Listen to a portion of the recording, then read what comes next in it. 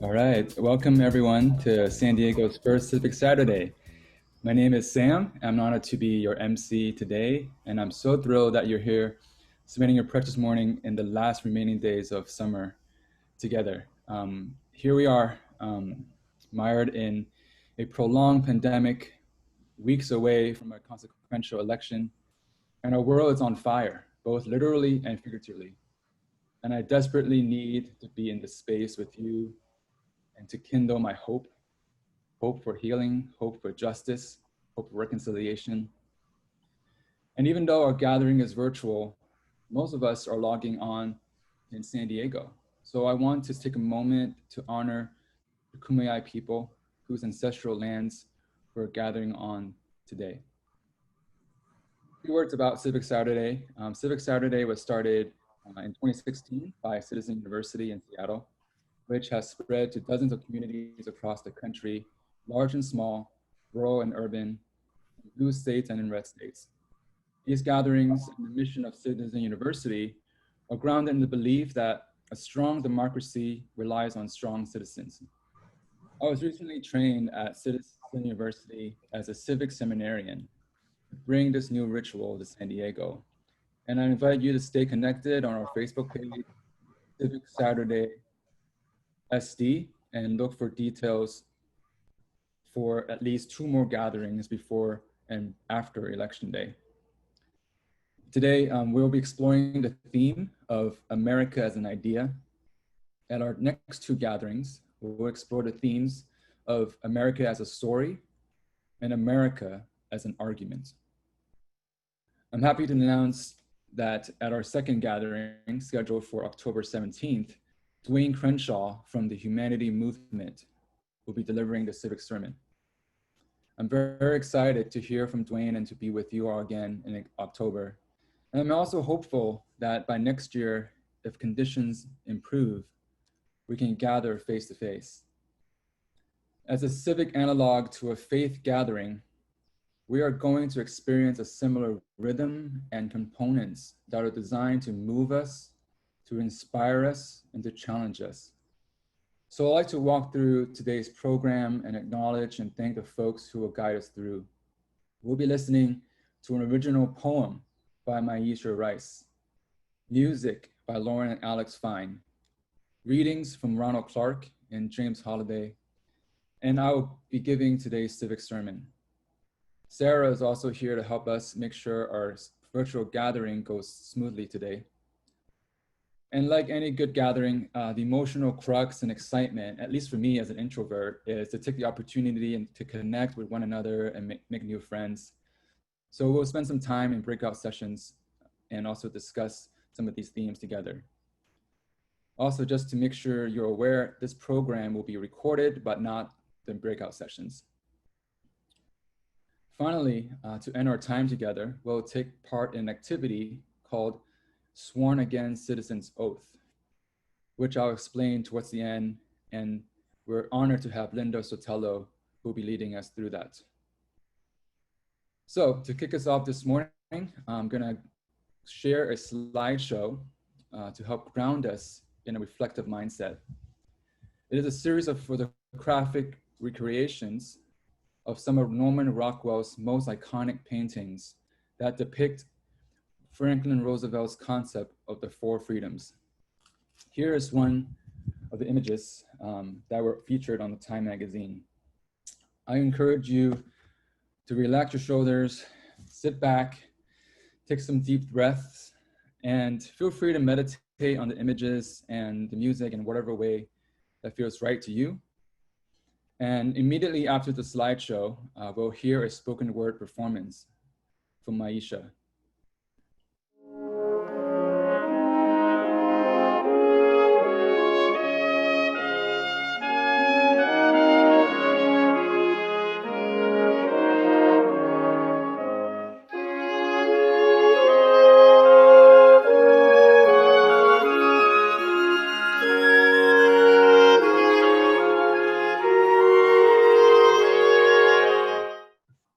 Good morning, San Diego.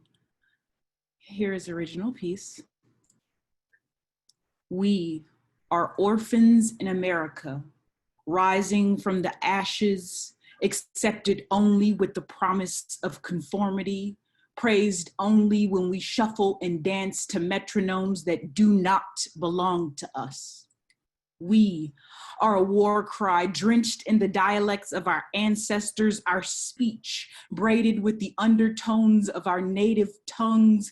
Being American means carefully unfolding origami to write ransom notes for freedom that isn't free. It is smoothing out crumpled papers to prove we belong here. It is putting a square peg in a circular hole, standing in formation when our bodies want to tornado, bunkering under stereotypes when our rituals turn to earthquakes. We are mosaic by nature, a million different threads knitted into masterpieces, love triangles forged together by our parents with dreams, pressing forward through corruption and confrontation.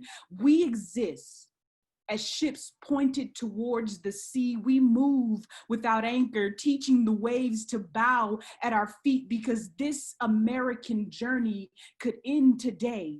Suddenly, at any hour, minute, or second, dear America. Some journeys start in hope but end in death.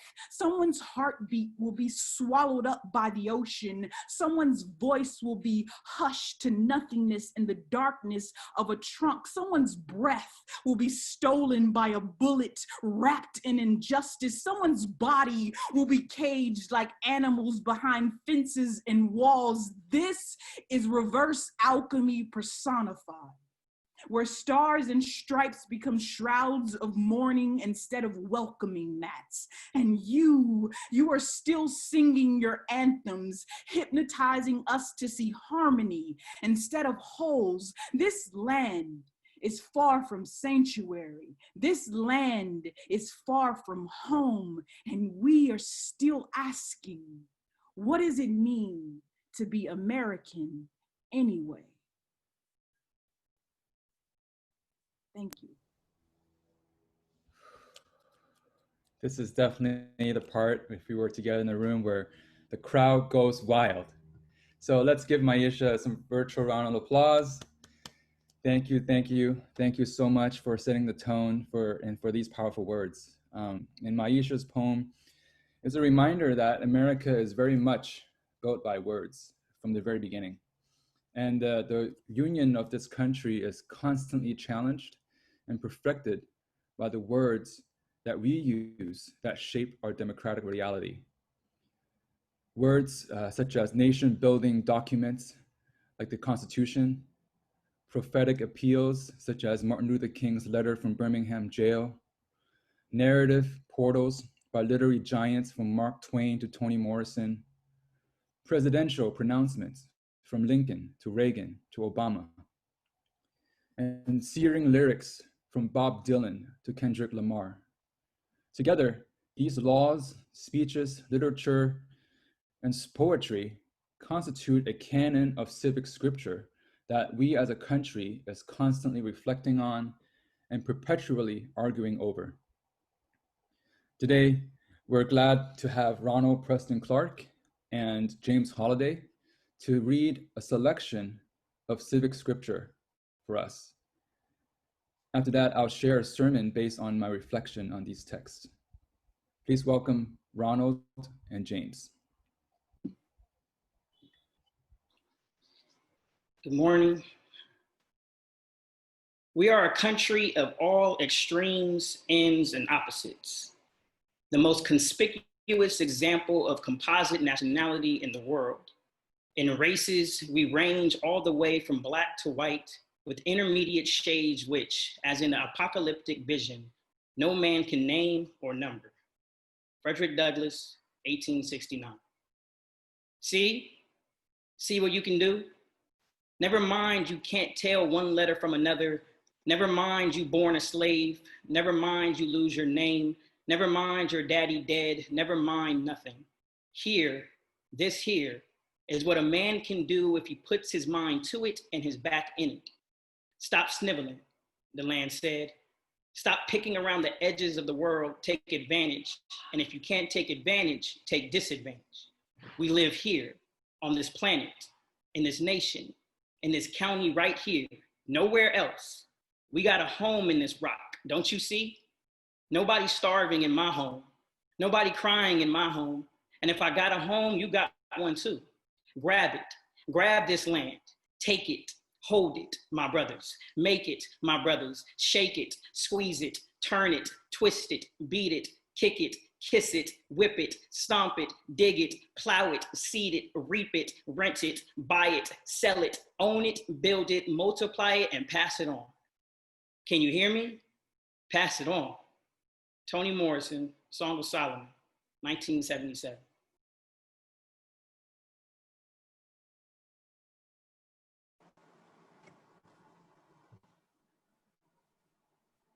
The past few days, when I've been at the window upstairs, I've thought a bit about the shining city upon the hill.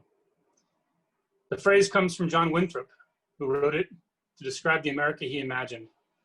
What he imagined was important because he was an early pilgrim, an early freedom man. He journeyed here on what today we'd call a little wooden boat. And like other pilgrims, he was looking for a home that would be free. I've spoken of the shining city all my political life, but I don't know if I ever quite communicated what I saw when I said it.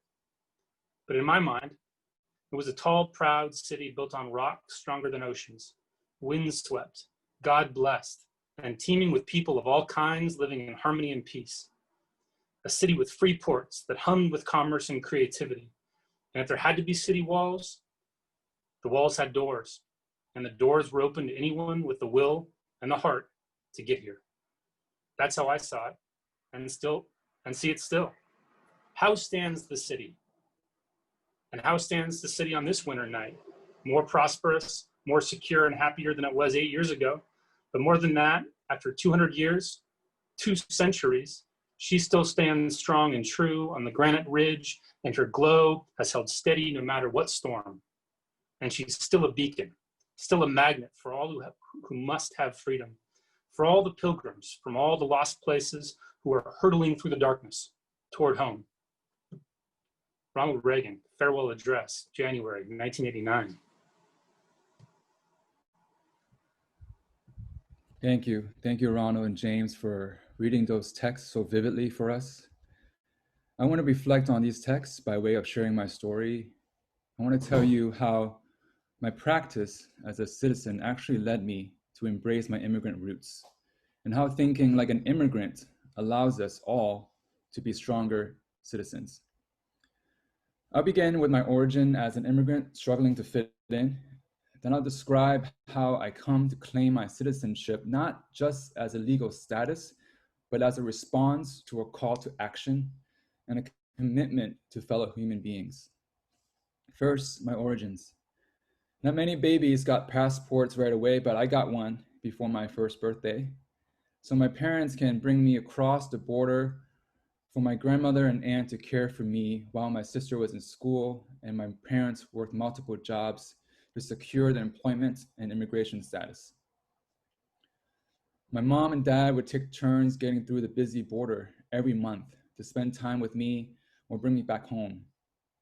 So by 3 years old, I had more stamps on my passport than most globetrotting adults. You might be imagining the blossoming San Diego-Tijuana border, but this was actually 1980s Hong Kong and Shenzhen, 2 sides of one of the busiest border crossings in the world. Here's the actual passport that Hong Kong residents used to cross into mainland China, and the actual picture of me as a baby. Back then, Hong Kong was still ruled by the UK, so I was technically a subject of the British Empire. Again, evident here in this passport. As a Hong Kong citizen and as a subject of the British Empire, there was a difference between the freedoms I had and what my cousins had in mainland China, and what people I don't know had in the UK.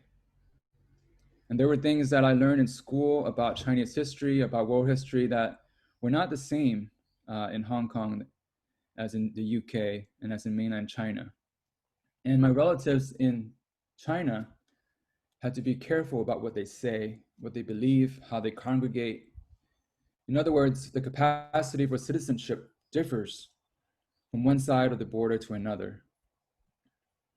When I was 8, my family decided to emigrate out of Hong Kong, one of the last British colonies, to one of the earliest colonies, Boston. Beantown was full of markers of what it means to be an American. I lived blocks away from the baseball mecca called Fenway Park. I took field trips to Underground Railroad stations. I graduated from the country's first public school. I felt a sense of pride as my family stitched ourselves to the American fabric. We all became citizens when my parents passed the naturalization exam. Why does the flag have 13 stripes? What did Martin Luther King Jr. do? Name one American Indian tribe in the United States. Those were 3 of the 100 civic questions that they had to study. And it was not easy for them. But they worked hard, and I learned some patriotic facts along the way as I coached them through the interview. When they passed the exam and were sworn in, I was also naturalized automatically as their child.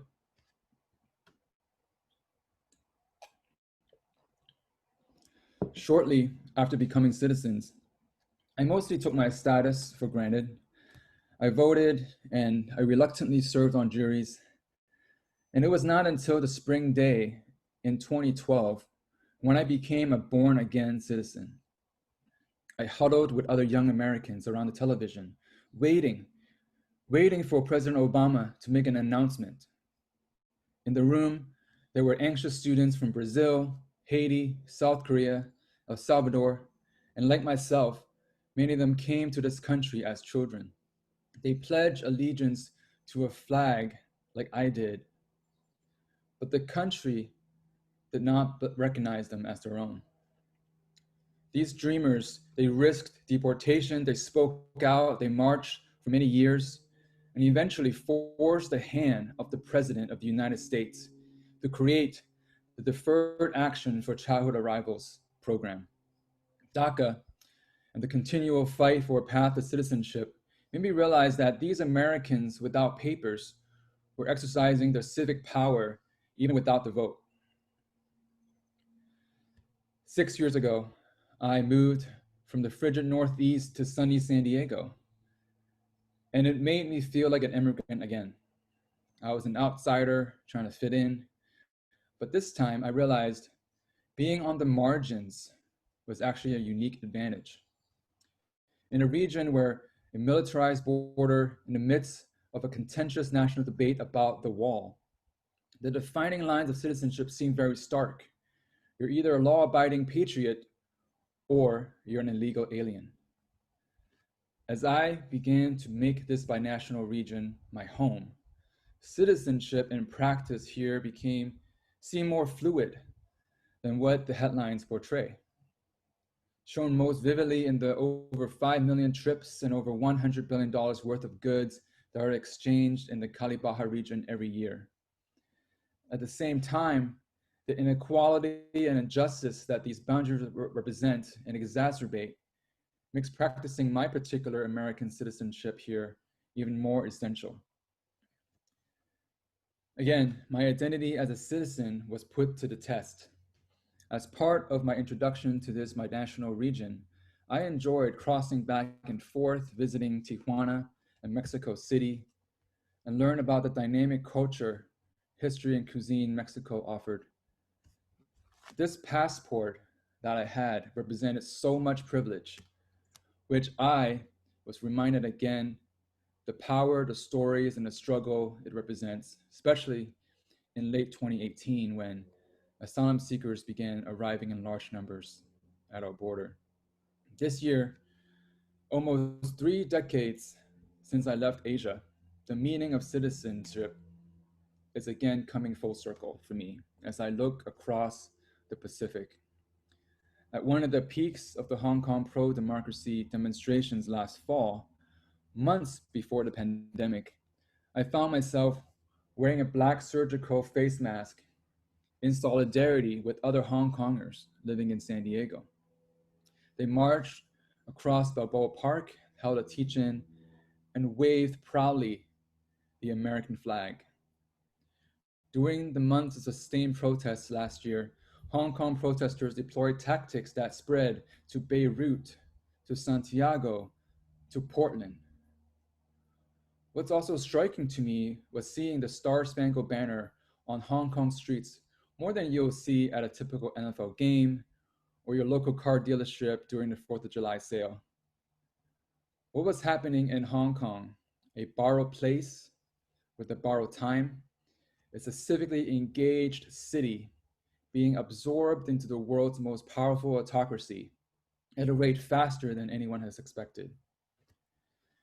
Here's my post-handover passport. As you can see, it says Hong Kong, a special administrative region of the People's Republic of China. Before July's implementation of a national security law in Hong Kong that severely restricted the freedom of speech, freedom of press, and freedom of assembly, and before the upcoming elections in Hong Kong was postponed for an entire year, the turnout rate for a recent major election in Hong Kong was more than 70%, which puts many democratic nations to shame. So what does this mean for us as Americans? In 72 days, voters in this country will take to the polls. And hopefully, those of us who are able and will mail in or turn in our ballots as early as we can through these coming weeks. And when we cast our vote, we need to channel the hunger for representation of the voters and marchers in Hong Kong. We need to recognize that democratic institutions are fragile, but they are also resilient and they're tangible, built by people like you and me, one vote, one election at a time.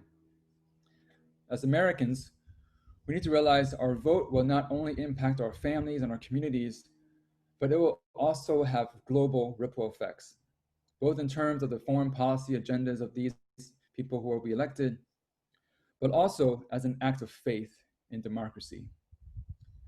The yearning for American leadership emerged again in recent months when uprisings against racial injustice and police brutality not only galvanized one of the most widespread movements in US history, but also sparked solidarity demonstrations around the globe. Again, as fractured as our body politic is, freedom-seeking citizens around the world still look to us as a bellwether. In the face of profound uncertainty, with the ghosts of our nation's original sin haunting our souls, we are forced again to live up to our ideals of liberty and equality. This once in a generation, once in a century pandemic is not only disrupting our health and our economy, it has also led to a shameful display of selfishness and fears. But a collective moment has also risen to better care and to aid one another, and to imagine and to accelerate towards a more equitable and just future. In other words, we are facing a collective citizenship test. This test contains questions and answers that will not only activate our heads, but it will provoke our hearts, invoke our spirits, and lean on our relationships to one another. To be a responsible, active, and strong citizenry is to be answerable and accountable to these questions. Are we capable of caring for the most vulnerable? Is this land really your land? Do Black lives matter? Is America a city on a hill? Who belongs?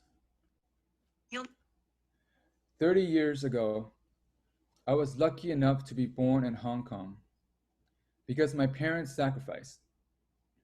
Then I was fortunate enough to immigrate to America, which allowed me to add to these identities this identity. But the answers to our collective citizenship test will require us to dig beyond the privilege and the boundaries of what these booklets represent. Let us find the answers starting with our own stories and spread them to our neighborhood, to our workplace, to our city. And when we are disoriented and dislocated from what we're used to, as so many of us during the pandemic are experiencing, think of the resilience that immigrants, refugees, and dreamers have to develop. If we fail, if we despair, channel the hope and the creativity of citizens in authoritarian countries. And before you give up on our democratic experiment, be humbled by the land which Native Americans have stewarded for centuries, and be grateful for the enslaved Americans and their descendants that have renewed the civic spirit throughout the generations. The moment is now to cultivate our civic character, because we will need to fortify our resilience when we confront the fire next time. To close, in the words of the civil rights activist Ella Baker, strong people don't need strong leaders. When governments are rattled, when public health systems are pushed to the brink, when economies are collapsing, when politics turn nativist and fearful, this is the perfect time to step into our power as citizens. We, the people, will pass this test, and it will make us a stronger union. Thank you so much for listening to my story. I hope that spurred some thoughts about how you interpret the meaning of citizenship. And now let's break into our smaller groups for discussion. I have two questions for us to ponder. The first is, what led your family or ancestors to the United States? Second, what can you do to be a stronger citizen? Sarah will send us to randomized breakout sessions for about 15 minutes. You'll see these questions again popping up on your screen.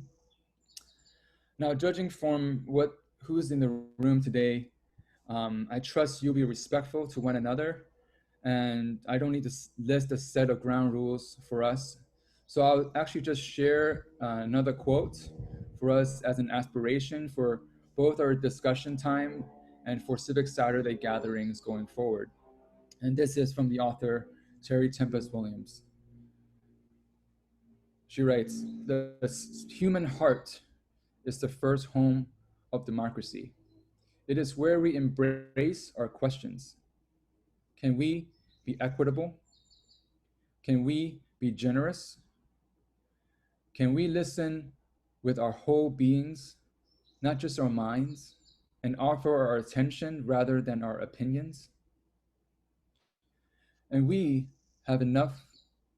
do we have enough resolve in our hearts to act courageously, relentlessly, without giving up ever, trusting our fellow citizens to join with us in our determined pursuit of a living democracy?"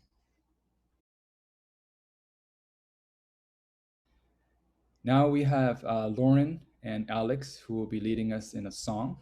I encourage you to sing or clap along or just close your eyes and listen. It should be a familiar tune to many of you, and there will be also lyrics in Spanish. So if you're like me, this will also be a good time to practice. So here we go. Hi, everyone. We're Alex and Lauren Fine. We wanted to sing a song with you that we frequently sing with our kids at bedtime.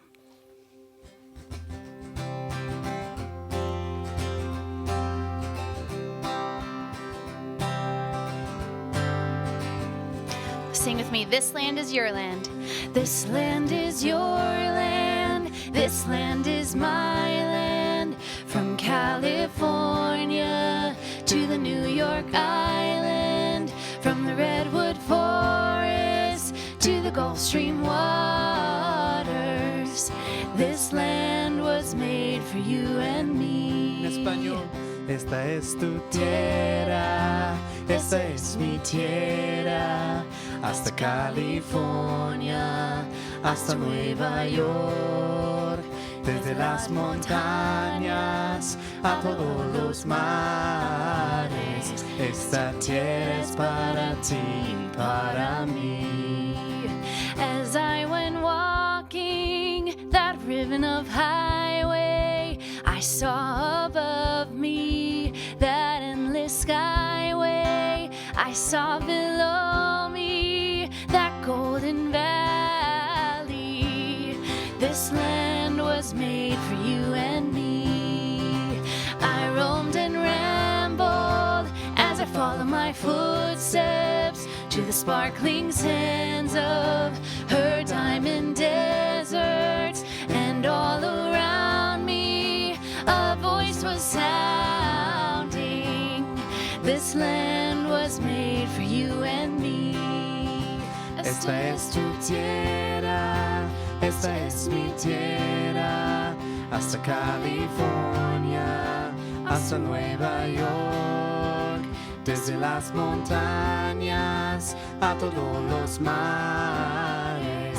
Esta tierra es para ti, para mí. Esta tierra es para ti, para mí.